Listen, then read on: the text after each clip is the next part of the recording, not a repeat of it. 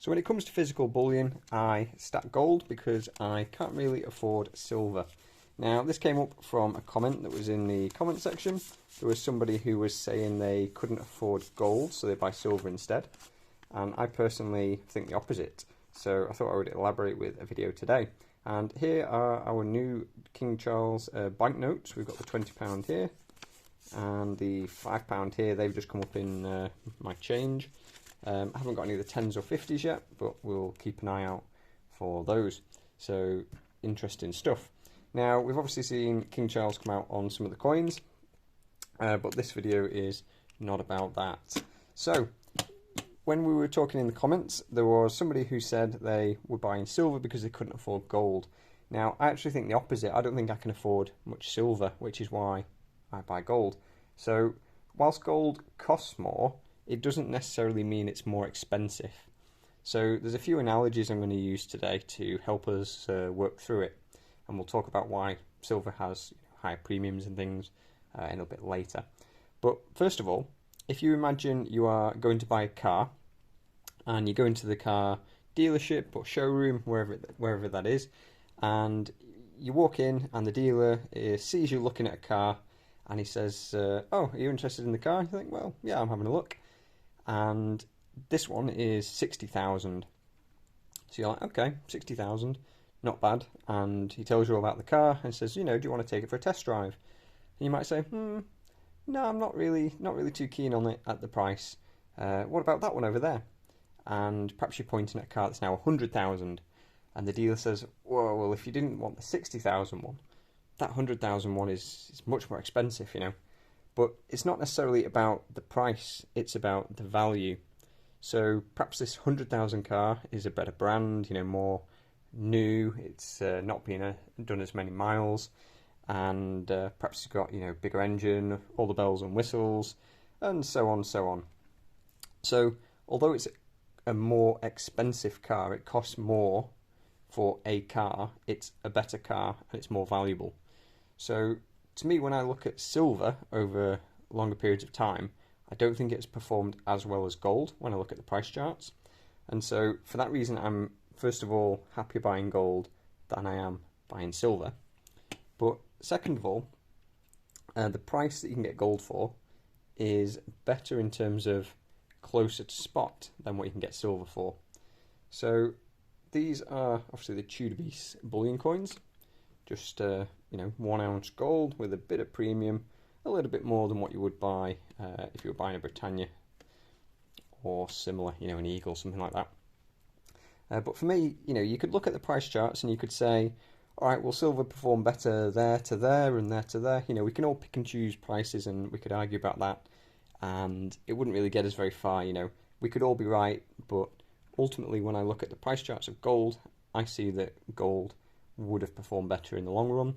When you look at the silver price chart, what it doesn't tell you is the premium you had to pay to buy the silver, the expenses on the way out, if you were paying selling fees on eBay or whatever marketplace, whether you had to pay postage and things like that. So there's a lot of things to consider here, a lot of moving parts. One of the reasons silver has higher premiums is, let's say you are working in a bullion dealer's. For you to put a coin in a capsule, put it in its package and send it off to its new owner, if you're doing that with a 1 ounce of gold, then this coin is worth, say, £2,000. Whereas if you do it with 1 ounce of silver, the coin is worth, say, £25. And so the same person is getting paid the same wages, whether they're packing silver coins or gold coins, and ultimately they need to pay the wages, otherwise they wouldn't have a job. So you've got that to consider, that on silver they would have to pack a lot more coins to get the same value as with gold. But also when you look at things like storage, if you've got even a couple of ounces of gold, that can be the same value as, well, not literally a couple, like if you have say you've got 10 ounces of gold, worth roughly £20,000, sorry. That's like having 2 monster boxes of silver. So you've got like a little handful of coins versus, a great stack of silver coins, which you're going to have to factor things like your physio bills for your back pain once you've lifted them, and you've got to consider those in your overall costs, haven't you? You know, it's going to knock out your capital gain that you'll get at the end. So that's one of the things to consider. Another analogy perhaps would be, let's say you are looking at houses, looking at property, and if you've got two houses that are exactly the same, they were built at the same time, they've been decorated the same, you know, everything's the same on the same street, but you've got one house over here which has a bigger plot than this one. So this one's on a little postage stamp of land, this one has a couple of acres. If the price is the same, then you're going to go for the one with more land because it's more valuable, even though the price was the same. If the price was higher on the smaller house with the smaller plotted house, so the house is the same, but if the price was higher on the one with the smaller plot of land, then you know you're not going to be wanting to pay the lower price. You're going to want to get the one with the bigger land, surely. You know, it's more valuable. So irrelevant of the price, you want the most value. So when it comes to buying gold, you know, ideally on the whole I keep my premiums quite low. I do buy some things that have a bit more premium than I could have at the time. So we have some coins that are a bit more fancy. You know, I could have bought a cheaper 1 ounce of gold when I bought this.